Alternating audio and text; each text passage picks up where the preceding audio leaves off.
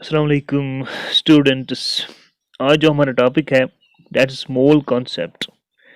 Chemistry में ये बहुत इम्पोर्टेंट कॉन्सेप्ट है। मोल कॉन्सेप्ट का it's a very very important concept. आपको आज ये सीखना है और हमेशा के लिए इसको इस्तेमाल करना है। Throughout your life you have to use it this mole concept. इसीलिए आपको इसको बहुत अच्छे बहुत डिटेल के साथ समझना है ताकि आपको आने वाले टाइम में कभी मुश्किलात ना हो कि मोल कॉन्सेप्ट क्या है, मोल क्या है। आज एक बार सीखना है तो आप हमेशा के लिए इसको केमिस्ट्री में या साइंस में फिजिक्स में यूज़ करोगे। बहुत आप फिजिक्स में भी इसका यूज़ करोगे, आप बायोलॉजी में भी इसका यूज़ करोगे, यानी कि साइंस में हमेशा आप इसको यूज़ करोगे। हालांकि आप लाइफ में भी इसका इस्तेमाल करते हो हर जगह। ठीक है, now we will start this mole concept. ये क्या होता है मोल कॉन्सेप्ट? देखिए डियर स्टूडेंट्स, हमारे पास अगर मैं डजन का इस्तेमाल करूंगा, डजन DOZEN, डजन, डजन का मतलब होता है 12, है ना, 12 आइटम्स, 12 मत इसका मतलब होता है 12, 12। इसमें अख दर्जन कशर पे दर्जनस में बाह, चाहे आप एक दर्जन एक डजन एग्स लाओगे, अख दर्जन ठूल तथ मज कत बाह, हमेशा 12 होंगे। अख दर्जन अनिव तुम केल, तथ मज कत 12 बनानास होंगे। अख दर्जन अनिव तुम ऑरेंज, उसमें 12 ऑरेंज होंगे। हमेशा डजन में 12 आइटम्स होंगे, तो डजन का मतलब होता है 12। ठीक, इसी तरह पेयर, पेयर का मतलब होता है जोड़ा, एक दो, है ना। पेयर में हमेशा दो होते हैं। तो वना अख जोर अनिव तुम आपके पास, आप बोलते हैं I have one pair of gloves. तो ग्लोव्स में वो दो होते हैं, एक जोड़ा होता है लेकिन इसमें दो होते हैं, है ना। वन पेयर ऑफ सॉक्स, इसमें दो होते हैं। पेयर में हमेशा दो होते हैं। सेंचुरी जो भी होती है इसमें 100 होता है। सेंचुरी का मतलब होता है 100, चाहे 100 ईयर्स होंगे, 100 रन्स होंगे, तो सेंचुरी का मतलब 100 होता है। इसी तरह स्कोर हमारे पास होता है। एक और स्कोर, एक स्कोर होता है जो क्रिकेट में होता है, वो जो टीम करता है। दूसरे स्कोर हमेशा होता है 20, स्कोर का वैल्यू होता है 20। ग्रॉस जो होता है डेट वो बराबर होता है 144 आइटम्स। ग्रॉस जो होता है that is equal to 144 items. अब ये हम यूज करते हैं। डजन में हमेशा 12 होते हैं, पेयर में 2 होते हैं, सेंचुरी में 100 होते हैं, स्कोर में 20 होते हैं, ग्रॉस में 144 होते हैं। आइटम्स होते हैं, यूनिट्स होते हैं, कुछ भी होगा इसमें। 12 कोई भी आइटम होगा, 12 ऑरेंज हो सकते हैं, 12 बनानास हो सकते हैं, 12 एग्स हो सकते हैं। डजन में हमेशा 12 आते हैं। इसी तरह केमिस्ट्री में जो हम यूज करते हैं मोल, केमिस्ट्री में जो हम यूज करते हैं मोल, मोल का वैल्यू जो होता है, मोल का वैल्यू जो होता है 1 मोल का, that will be equal to 6.022 into 10 raised power 23। चाहे आप आइटम्स यूज करो या यूनिट्स यूज करो या स्पीशीज का इस्तेमाल करो, जब भी 1 मोल आएगा, जब भी 1 मोल आएगा, इसमें कितने यूनिट्स होंगे? They will be equal to 6.022 into 10 raised power 23। हमेशा हमेशा आप याद रखना 1 मोल में कितने एटम्स, कितने यूनिट्स होते हैं। वो यूनिट्स अब क्या हो सकते हैं? दे में भी एटम्स, आयन्स, मॉलिक्यूल्स, कुछ भी हो सकता है, कुछ भी हो सकता है। तो 1 मोल का वैल्यू हमेशा बराबर होता है 6.022 10 raised power 23। जिस तरह भी आपने देखा था कि 1 पेयर का वैल्यू हमेशा बराबर होता है 2, 1 डजन का वैल्यू हमेशा बराबर होता है 12। इसी तरह 1 मोल की मैं बात करूं, 1 मोल का वैल्यू हमेशा बराबर होगा 6.022 10 raised power 23 units, 10 raised power 23 units. अब ये जो नंबर है 6.022 10 raised power 23 यूनिट्स, इसको एक स्पेशल नाम दिया गया है केमिस्ट्री में। इसको एवोगाड्रोस नंबर भी बोलते हैं या एवोगाड्रोस कांस्टेंट भी बोलते हैं। ये एक साइंटिस्ट था, उसके ऑनर में इसको ये नाम दिया गया है एवोगाड्रोस। एवोगाड्रोस नंबर है ये, या हम इसको एवोगाड्रोस कांस्टेंट भी बोलते हैं, कांस्टेंट भी बोलते हैं। जो हम लिखते हैं 6.022 10 raised power 23, इसको हम एवोगाड्रोस नंबर बोलते हैं या एवोगाड्रोस कांस्टेंट बोलते हैं। इसको हम Na से रिप्रेजेंट करते हैं, कैपिटल N, और नीचे हम सबस्क्रिप्ट में इसको N लिखते हैं, एवोगाड्रोस नंबर। ठीक है, तो जो ये वैल्यू है 6.022 10 raised power 23, इसको हम एवोगाड्रोस नंबर बोलते हैं या एवोगाड्रोस कांस्टेंट बोलते हैं। इसको हम रिप्रेजेंट करते हैं एज Na, एज Na। ठीक है, नाउ अब यहाँ पे आपको समझ आ गया जो ये मोल कॉन्सेप्ट है, जो मोल है ये काउंटिंग यूनिट है, इससे हम गिन सकते हैं, काउंट कर सकते हैं, it's a counting unit, it's a counting unit.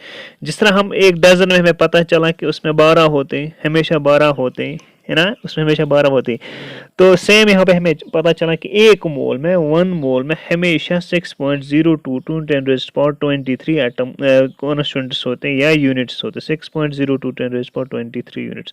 So this is a counting unit, ये काउंटिंग, इससे हम गिन सकते हैं, इससे हम एटम्स गिन सकते हैं, आयन्स गिन सकते हैं, इलेक्ट्रॉन्स गिन सकते हैं, जो भी चीज़ है वो आप गिन सकते हो, किससे, मोल कॉन्सेप्ट से। इसीलिए हम इसको काउंटिंग यूनिट बोलते हैं, काउंटिंग यूनिट बोलते हैं।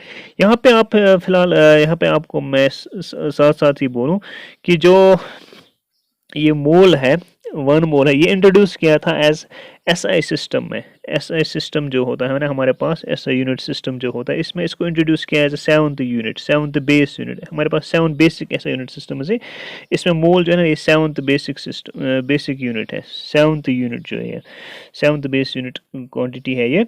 एंड इसमें इसको इंट्रोड्यूस किया था फॉर अमाउंट ऑफ सबस्टेंस, जो अमाउंट ऑफ सबस्टेंस है, अभी सेवंथ यहाँ पे आप छोड़िए फिलहाल। एसआई सिस्टम में, एसआई सिस्टम में जो मोल है इसको इंट्रोड्यूस किया गया है as a base unit, and it is unit for the amount of substance, कितना सबस्टेंस है, सबस्टेंस का कितना अमाउंट है, तो इसके लिए भी यूनिट है मोल, इसके लिए यूनिट है मोल, ठीक है। तो इसको हम लिखते हैं MOL, सिंबल जो इसकी है दैट्स MOL, ठीक। तो एसआई यूनिट सिस्टम में, एसआई सिस्टम में अमाउंट ऑफ सब्सटेंस के लिए जो यूनिट यूज किया जाता है that is mole, that is mole, that is mole. ये सब्सटेंस जो है इसका कितना अमाउंट है, इसमें कितना अमाउंट है, इसमें कितने मोल्स है, 1 मोल है, 2 मोल है, 3 मोल है, तो दैट इज जो यूनिट हम यूज करते हैं वो that is the mole, that is mole.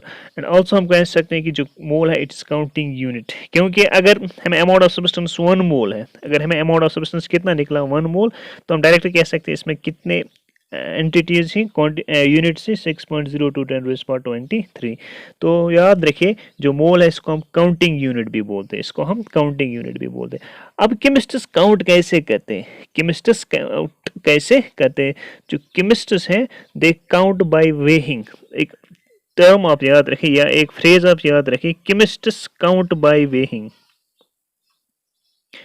Chemists count, chemists होते हैं जो केमिस्ट्री से डील करते हैं, chemists count by weighing. Chemists कैसे काउंट करते हैं, वो वेइंग से, यानी कि तुम तोलन है ना, तुम वजन करना, किसी चीज का वजन करते हैं और फिर बोलते हैं कि इसमें कितने यूनिट हैं, इसमें कितने यूनिट्स हैं, इसमें कितने एटम्स हैं। तो याद रखिए जो केमिस्ट्स हैं दे काउंट बाय वेइंग, वो जो मोल है ये काउंटिंग यूनिट है, केमिस्ट्स का काउंटिंग यूनिट है, उससे वो काउंट कर सकते हैं। इसका मतलब क्या है वो मैं आपको समझाऊंगा यहाँ पे, I will make you understand. देखिए अगर मेरे पास NaCl है, NaCl सोडियम क्लोराइड है, सोडियम क्लोराइड का मास आपको पता है, इसका मास कितना है, फार्मूला यूनिट मास जो आपने कैलकुलेट किया दैट इज 58.5 यूनिट्स है इसका मास। नाउ अगर मुझे बोला जाएगा, मुझे NaCl दिया जाएगा, मैं देन NaCl क्या देन NaCl, और मुझे बोला जाएगा बोलिए इसमें कितने दीज कहते हैं NaCl यूनिट्स, इसमें NaCl यूनिट्स कितने हैं। या अगर मैं वाटर लूँगा, यहाँ पे वाटर जो है इसका जो मोलर मास है दैट इज मोलर मास फिलहाल इसका जो एटॉमिक मास है that is 18 units, that is 18 units. अब मुझे 18 ग्राम्स ऑफ वाटर दिया गया, मुझे तो अर्धा ग्राम ऑफ वाटर, कितना मुझे दिया गया 18 ग्राम ऑफ वाटर। अब मुझे बोला जा रहा है वन से अत मज कत वाटर मॉलिक्यूल्स, इसमें वाटर मॉलिक्यूल्स कितने हैं, इसमें वाटर मॉलिक्यूल्स कितने हैं। तो मैंने जब इसकी वेइंग की थी तो वेइंग से मुझे वो कितना निकला था 18 ग्राम में वजन थे, अर्धा ग्राम द्राम में वजन। अब मुझे बोला जा रहा है कि इसमें कितने वाटर मॉलिक्यूल्स है, हम कहते हैं वाटर मॉलिक्यूल्स है, तो मैं मोल कॉन्सेप्ट यूज कर रहा हूँ, तो मुझे वहां से निकलता है इसमें जो water molecules they are equal to 6.022 × 10⁻23 water molecules मुझे इसमें निकले।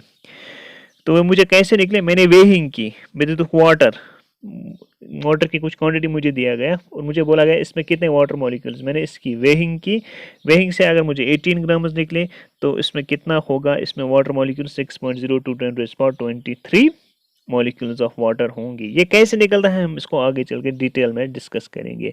तो यहाँ पे मैं आपको समझा रहा था जो मोल है it is the counting unit. इससे हम काउंट कर सकते हैं एक किसी सब्सटेंस में कितने एटम्स हैं या मॉलिक्यूल्स हैं या आयन्स हैं। ठीक है, तो फिलहाल आपने याद रखा 1 मोल जो है हमेशा that is equal to 6.022 into 10 raised power 23, 6.022 to 10 raised power 23 units है या स्पीशीज भी आप बोल सकते हो। इसका मतलब क्या है? इसका मतलब अगर मैं बोलूँगा 1 mole of hydrogen atoms, 1 mole of hydrogen atoms, तो इसमें कितने हाइड्रोजन एटम्स होंगे? तो इसमें हाइड्रोजन एटम्स कितने होंगे 1 मोल ऑफ हाइड्रोजन एटम्स में? They will be equal to 6.022 into 10 raised power 23 atoms of 23 atoms of hydrogen. ये आपको मगर मेंशन करना है एटम्स ऑफ हाइड्रोजन। मैंने यहाँ से एटम्स लिए ना 1 मोल ऑफ हाइड्रोजन एटम्स, तो इसमें इतने हाइड्रोजन एटम्स हैं 6.02 to 10 raised power 23 atoms of hydrogen. अगर मैं लूँगा 1 mole of hydrogen molecules, 1 mole of hydrogen molecules, तो इसमें कितने हाइड्रोजन मॉलिक्यूल्स होंगे? अब मैंने मॉलिक्यूल्स की टर्म यूज़ की, ऊपर एटम्स की टर्म यूज़ की, अब यहाँ पे मैं मॉलिक्यूल्स की टर्म यूज़ कर रहा हूँ। तो इसमें कितने हाइड्रोजन मॉलिक्यूल्स होंगे? They will be equal to 6.022 into 10 raised power 23 molecules of hydrogen. क्या होंगे? Molecules of hydrogen. तो ये आपको ये you have to mention it. आप एटम्स का इस्तेमाल कर रहे हो या मॉलिक्यूल्स का इस्तेमाल, क्योंकि मॉलिक्यूल्स में क्या होता है? हाइड्रोजन मॉलिक्यूल क्या होता है? वो H2 होता है, वो H2। हाइड्रोजन एटम क्या होता है? वो सिंगल हाइड्रोजन एटम होता है H। ठीक है, हाइड्रोजन मॉलिक्यूल होता है H2। तो 1 मोल ऑफ हाइड्रोजन मॉलिक्यूल्स में कितने hydrogen molecule? They are equal to 6.02 10 raised power 23, 10 raised power 23। ठीक है, इसी तरह अगर मैं लूँगा 1 mole of H positive ions, 1 mole of H positive ions, तो इसमें कितने H positive ions होंगे? How many H positive ions will be there? They will be equal to 6.022 10 raised power 23 ions of hydrogen, 6.022 10 raised power 23 H positive ions। जो भी आप यहाँ पे substance use कर रहे हो, स्पीशीज़ यूज़ कर रहे हो, तो इतनी ही स्पीशीज़ उसी सब्सटेंस के ऑन द राइट साइड होंगे, यानी कि 6.02 10 raised power 23।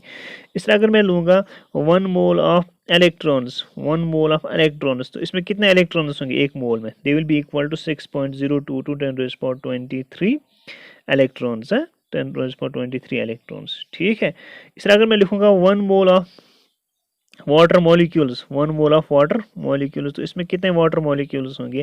तो they will be equal to 6.02 to 10 raised power 23, 6.02 to 10 raised power 23 molecules of water, molecules of water. ठीक है, मॉलिक्यूल्स ऑफ वाटर।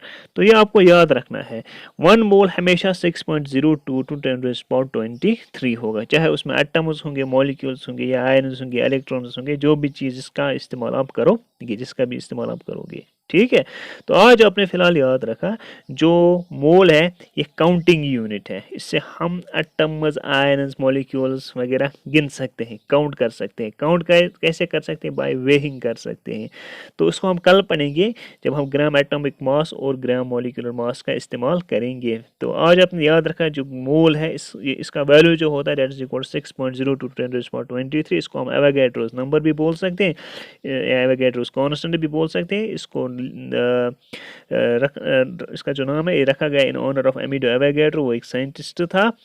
एंड आपने याद रखा मोल जो है ये काउंटिंग यूनिट है। ये ऐसा यूनिट में भी इसको हम as a 7th base unit लेते हैं for amount of a substance. ठीक है, फॉर अमाउंट ऑफ सब्सटेंस। तो कल हम इसको कंटिन्यू करेंगे। हम देखेंगे वहाँ पे ग्राम एटॉमिक मास क्या होता है, ग्राम मॉलिक्यूलर मास क्या होता है, कैसे हम मोल्स कैलकुलेट करते हैं। तो यार थोड़ा सा इंट्रोडक्शन था इसके बारे में। और ये जो क्वांटिटी है 6.02 10 raised power 23 कहाँ से आती है ये भी हम इंशाल्लाह कल डिटेल में डिस्कस करेंगे। And thank you.